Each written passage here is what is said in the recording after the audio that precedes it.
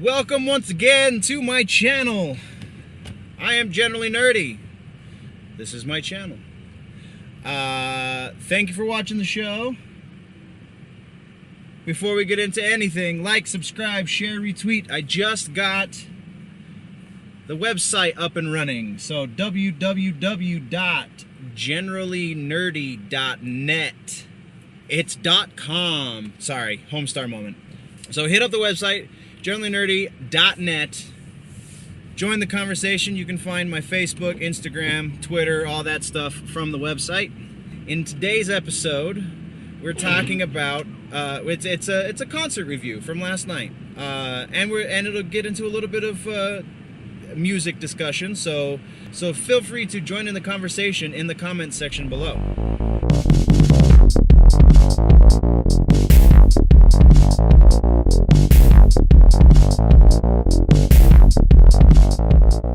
So, last night, I went to a concert. Had the tickets like maybe 2 weeks ago or so.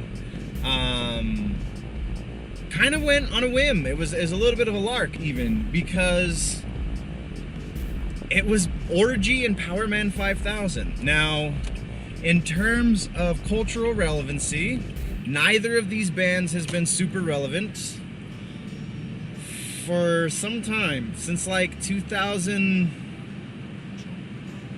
maybe even 2000 for both of them. In all honesty, I'm not that super well versed in either of their discographies, so I can't say for certain, but my understanding of their releases, Powerman 5000, Powerman 5000's been around for a long damn time. They never went on hiatus. They kind of just fell out of the social conversation when it comes to hard rock, heavy metal, heavier music. A few years ago, they finally released Anyone for Doomsday, briefly. Now you can get it on Spotify. It's kind of a story in and of itself.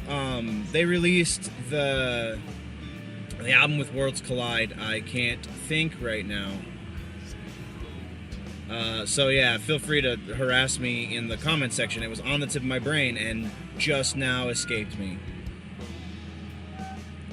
Yeah, no, got nothing. Anyway, so they released that album, the album that got them big. They released the Mega Kung Fu Radio before it, and it was kind of weak. Spider has been the only stationary member of the band through the life of the band. For whatever reason, he just can't keep his background guys in check, and such is the way of the music industry sometimes. Could be a reflection on Spider as a dude, could be just a reflection on the industry. I don't know enough to say, so that's an irrelevant point. So yeah, they put out Mega something. Why can't I think of the name of that album? It's gonna drive me crazy. I'm so sorry. Put out the Kung Fu Radio, then they put out their big album, which is the one that I actually had and still can't really. It had Worlds Collide and a couple other ones that were, got some radio play, and then they're going to release Anyone for Doomsday. Got put on hold for a couple of reasons. It went to pressing, so they wrote the album, they recorded the album, got everything mastered and produced, and then it got pressed. And about a week before the day it was supposed to ship to stores, some shit happened. They put it on hold. It was going to get delayed, but not, shelved entirely. They were going to rework a couple of things, which is in and of itself very expensive. Then tensions in the band rose. A couple of band members quit, and the album never got released because Spider said, "I don't want to release an album that was recorded with band members who aren't in the band anymore." Effectively, it was half new, half old members, and he didn't want to do that. So they redid it and wrote the actual follow-up to that album, and it had moderate success. And then they dropped out of the social conversation. And just a few years ago, I think it was 2011, they released Anyone for Doomsday off of Spider's personal label.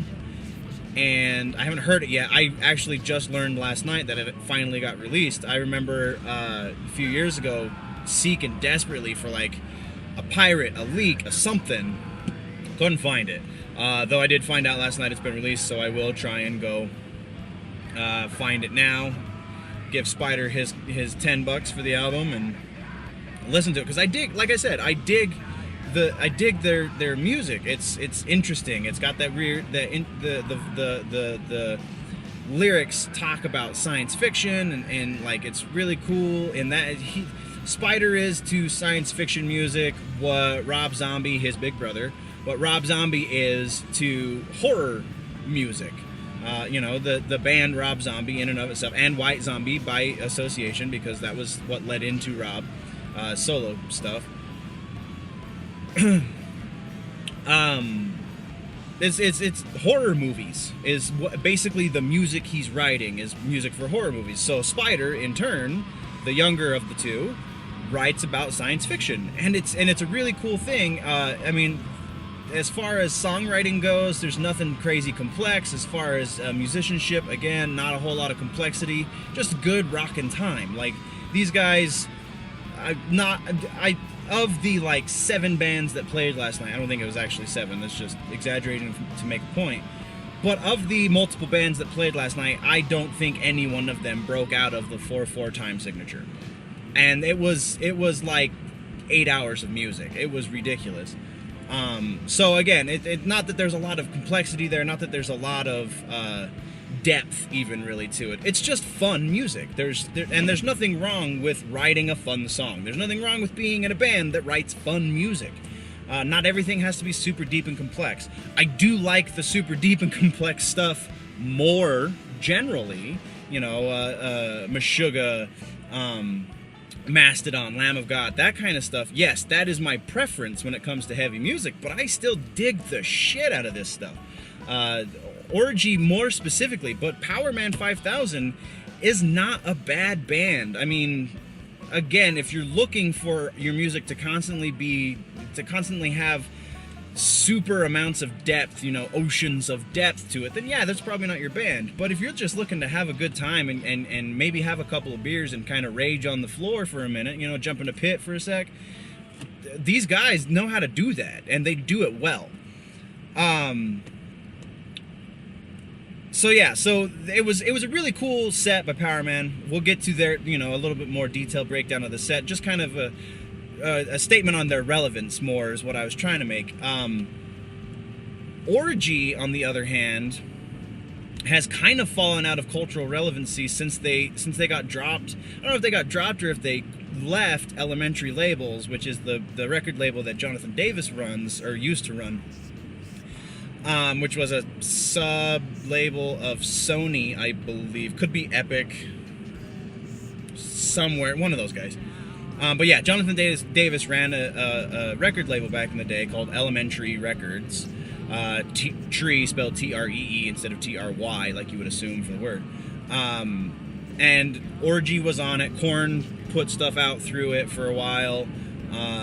If anyone's still on it, I think it's just Korn. There was Jonathan Davis's cousin was in a band called Edema. You may or may not remember those guys from the 90s to early 2000s.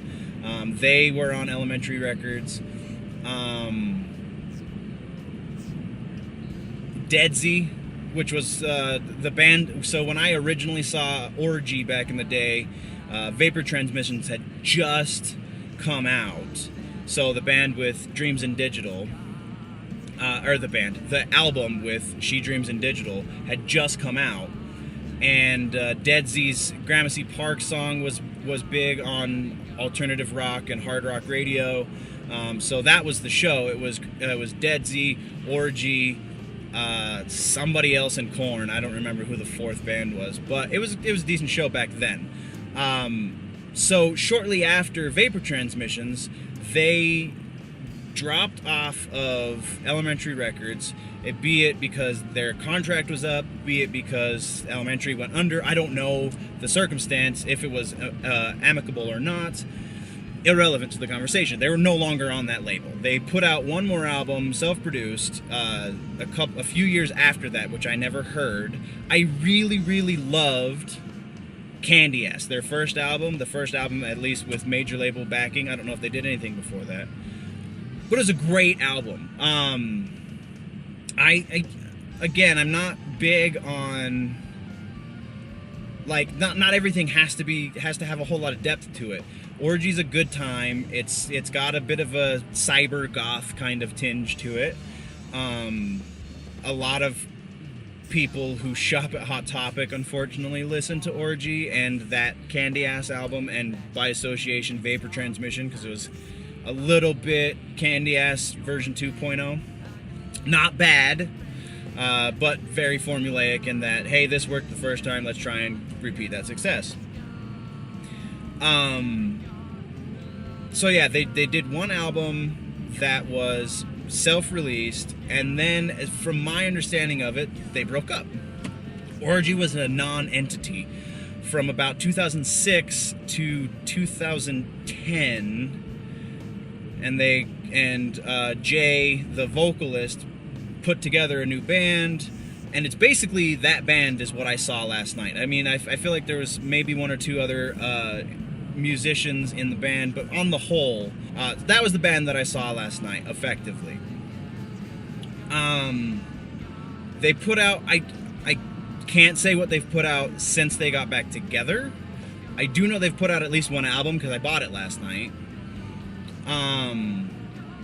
It's good. It's not great. It's different from Candy Ass. It's still got that kind of glossy bubblegum kind of sensibility to its goth, if you will, and it still has a lot of those programmed computer bits,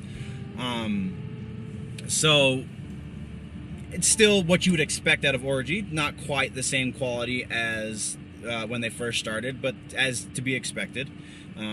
If you're not growing, you're shrinking as an artist. So I don't know that this is necessarily, yeah, I mean, it's kind of a step backwards a little bit, because they're still going for that same sound, and there's nothing super diverse about what they're doing now, as opposed to what they did, when Candy Ass came out in like '98, I believe.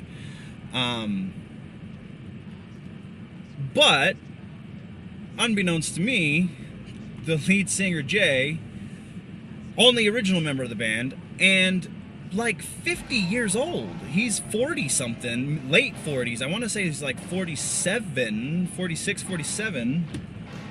And God, put on a hell of a show. So yeah, so that's their relevance as it is right now. They're obviously not filling, major coliseums anymore. They're not playing to, thousands and thousands of people. They're playing to a couple hundred people. Again, to each their own. That's what, if you're a struggling artist and what you're doing doesn't tap into a main vein, then you do what you can to continue making your art. So, and that's exactly what they're doing, is they're making their art. And it's great. Again, I'm not trying to fault anybody for making their art. So, onto the actual show, because that's their relevance. That's where they're standing. They're touring. They're just touring small clubs instead of large arenas. I don't know that Powerman ever really, maybe they were on some festivals or some giant tours as support supporting larger acts in these larger arenas. I don't know if they ever headlined that. I don't know if Orgy ever headlined a large arena tour either. Maybe just a large club tour. So yeah, the show was at Herman's Hideaway. A friend of mine's looking them up. She looks up shows all the time, and saw that it was $15 to get into this show, and it was Powerman 5000 and Orgy, whom she had never seen either of them. I had obviously seen Orgy once before, but it was, forever ago. I was still in high school. So it would be cool to catch them again. And so, $15, even if they sucked, it's like, hey, I saw Powerman 5000, it was only $15, and I got, a couple beers out of the deal, whatever. So we go to the show. If I forget the opening band's names, I'm sorry. Not all of the opening bands were that great, not gonna lie. There was a local band, and I use the term band in this respect very loosely. It was just two guys with a computer screaming into a microphone occasionally. I don't remember. It was bad. It was very, very bad. So one comment on the whole night, something that is actually the fault of the fuck. Something that is actually the fault of the venue and none of the bands involved, even the bands that didn't perform so well, they didn't do a sound check. Like, this is a couple of national touring bands, and they didn't sound check. What? So they had to sound check each band before they went on stage, which added at least 20 minutes to every band's set. If they had, done like a normal venue under these circumstances and done sound check for everyone before they opened the doors, the night would have gone so much more smooth. And I mean, I don't know, it just was very weird and very off-putting, and I felt like a very poor choice. So the first band, shitty locals. The second band was a band called Death Valley High, and they were okay. Like, I got no major complaints. The vocalist left something to be desired, and I really felt like they weren't really breaking a whole lot of new ground as far as their sound. They're going for a fairly stereotypical goth rock kind of thing. The bass player had incredible tone. I actually pulled his ear after the show and was like, yo, so I play music too. How did you do that? Because that is some of the most killer bass tone I've heard, like, ever. So we talked music, we talked tone, we talked schematics, tactics, if you will. No, I mean, it was a really great conversation with a pretty good musician. I dig the shit of that. The lead singer for his band, like, I felt like was a better musician than a singer, because there was a song or two where he picked up the guitar so that they could have two guitars, and like, it was cool. The lead singer has incredible tone as well. So like, it wasn't like they performed poorly. I just wasn't necessarily a fan of the music that they made. I really dug some of the sounds that were going at my face, but just the overall music as a whole didn't do much for me. The band following that was a band called Knee High Fox, I believe is what they were calling themselves. And I haven't obviously been to a lot of shows recently, but I feel like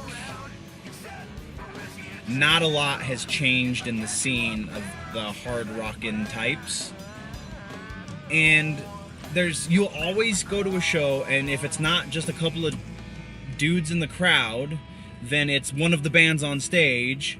And I always think of that MC Lars song, Signing Emo, because he's talking about how the band and the fictitious band in his song is trying to be, they're trying to set themselves apart. Look how different we are, is the line. And that's what I hear every time I see a band like this.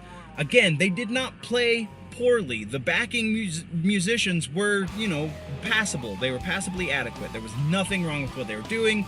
The lacking in complexity, again, if you were looking for complex music, this was not the show to go to. And I knew that going into that. So I was not let down in the lack of complexity or depth. I was let down in the vocals. They have a female vocalist.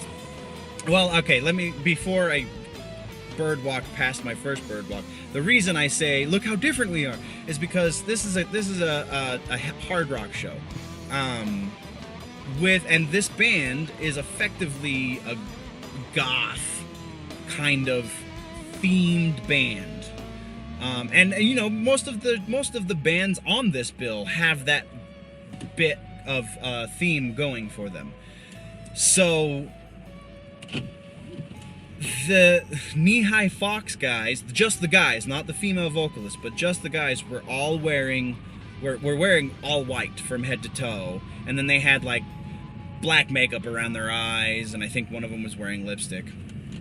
And it was like, I mean, who gives a shit if you have a gimmick? Play some music and entertain me. The gimmick should be secondary, not primary. It should not, your focus when you're in a band should not be what you look like. It should solely be what you sound like. And I feel like they put a little bit too much time in their look and didn't fully round out their sound. There was room for more complexity in their music. I could hear where certain things were just glossed over. Oh, it's good enough. I don't know that that was necessarily a conscious thought that anyone in that band had, but that's kind of what it seemed like. The vocalist, though, goddamn, I really like a good amount of bands with female vocals. OTEP is fucking phenomenal, although apparently she's very ridiculously difficult to work with, and she's a crazy feminist. Which is a whole other conversation for an entirely different podcast. But I love the music OTEP makes. I think it's great. Very different, has a lot of new metal tones, and has a lot of new wave of American heavy metal stuff going on in there. Just really, really cool.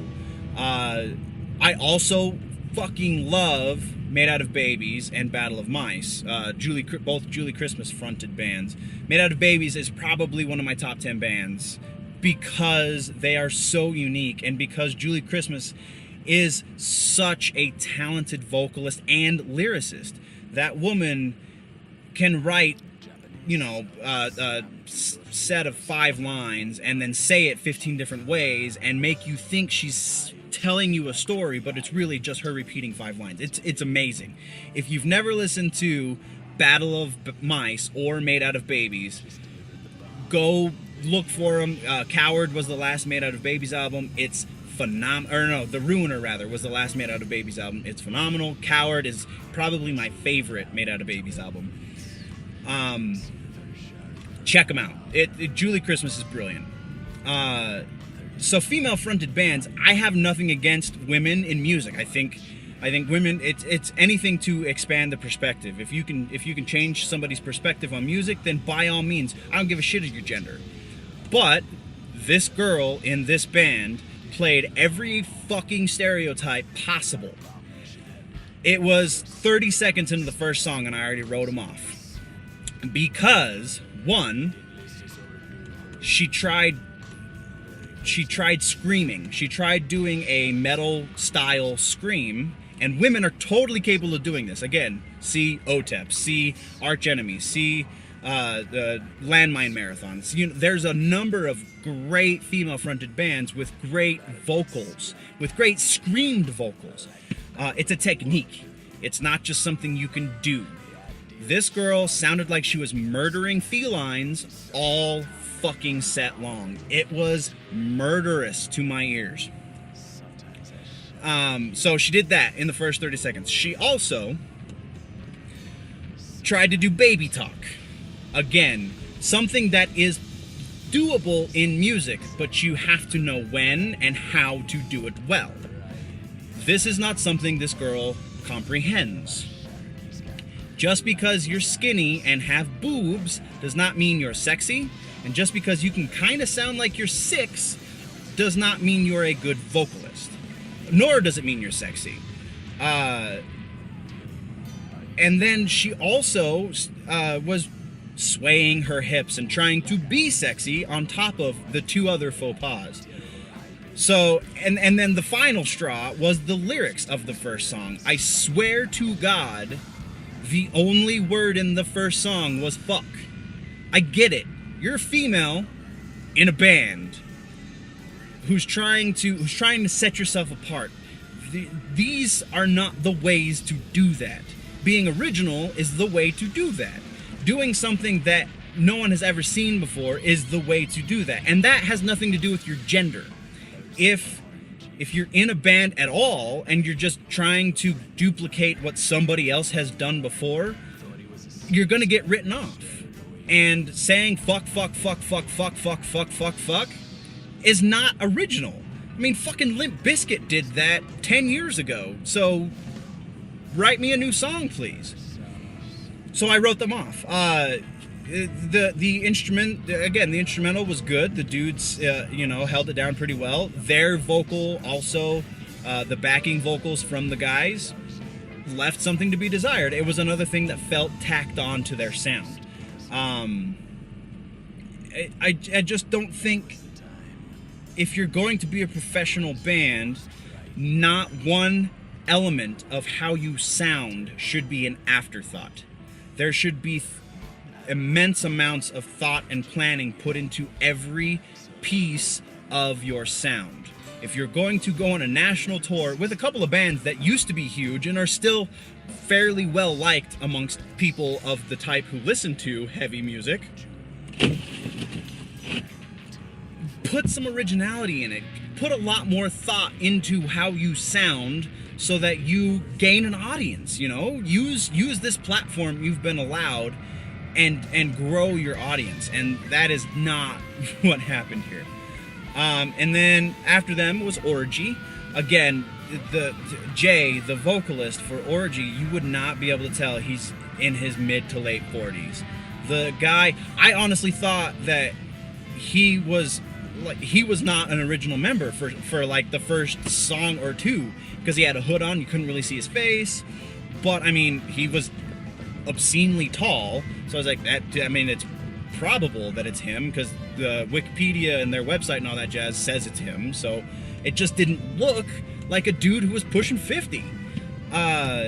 He moved around that stage better than most of the kids that were on stage before him. He was the oldest, up until that point, he was the oldest person that had been on stage all night, and fucking blew it away. They were playing to, again, probably 500 people, maybe a little bit more, maybe 1,000, somewhere in that neighborhood. And he was playing better. This show, like I said, I had seen them years ago when Vapor Transmission came out. This show was better than that. And it was to, again, 500-600 people, 1,000 people tops. He was working that stage, and not just him, the rest of his band. The guitar player on stage right, kid was shredding. Like, and Orgy isn't super complex music, but they were moving, they were putting on a show. It was entertainment, and that's what you look for when you're going to a show. Even the super complex stuff, like I get really pissed off when I go see Mastodon and they just fucking stand around on stage. Like, that bothers me. Unless it's a great show, like where they're owning the stage, they're working the stage like a proper entertainer does. I feel like I didn't get my $30 worth, my $50 worth, my $100 worth in the case of Mastodon sometimes. So I even if it is the most complex, amazing music, you gotta work it. Like, you can't just fucking get on stage and oh, they love my music anyway, I'm not gonna entertain them. That's not how that shit works. So Orgy fucking blew it away. Powerman 5000, I had absolutely no preconceived notion about what was going to happen. I saw Spider sitting behind the sound booth earlier in the night. You could have you paid $200 for this show that I paid, $15 for. You could have paid $200 for this show and got meet and greet passes and blah blah blah, and got to hang out with him and stuff. So like, he was fulfilling his obligation. He came out and watched Knee-High Fox play. It was kind of, again, I had no preconceived notion of what was going to happen. he was wearing, he looked like he was a little grunged out when I saw him standing behind the soundboard, flannel shirt, jeans, whatever. I was like, oh, maybe they're toning it down in his old age. Not the case, man. This dude, Spider One, on stage, like, has more energy again than most of the kids that were on stage before him. I feel like Orgy probably had a little bit better energy, but Powerman had a little bit better show. That's not to say one was better than the other, because they both were equally great. Easily the best $15 I've spent in a long goddamn time, and incredible show, man. I mean, again, nobody in Powerman is original besides Spider, but the guy they have on, he's got playing bass for him now, is really solid. His lead guitar is really solid. His rhythm guitar is really fucking solid. I was all over that. The drummer holding it down. I feel like they were kind of flying by the seat of their pants in a couple of spaces. Spider straight up told us we weren't going to play this song tonight because it's not ready, but we're going to play it for you guys because, he made some silly joke, but it was a show that I would have paid a lot more money to see had I known I was going to be so entertained. So if you get to catch them, because this was the first night of the tour, if you get to catch them on this tour, by all means, go out, go see Orgy and Powerman 5000. And it's worth it to give it a shot for Death Valley High and excuse me, Death Valley High and Knee High Fox. Maybe you'll dig them. I didn't really like them. That's not to say they played poorly, and also I liked elements about them. I just didn't like them as a whole each. So to each their own. Great show overall, though. I thoroughly enjoyed myself. I wasn't even drunk, so you can't write that off as, oh well, he was drinking. I had a beer all night, so that's not an excuse. It was just fucking entertaining. If you dug Orgy back in the day or Powerman back in the day, you will not be disappointed. If you're new to their music and you want to see a good show, you're kind of into heavy music, it's not really metal, hard rock for sure. Orgy's got, like I said, a little bit of that goth kind of techno goth stuff to it. A lot of programming elements and things. It's definitely worth it. By all means, spend the $15 or $20 or whatever it is in your town. Support some fun music, because not everything has to be so goddamn serious.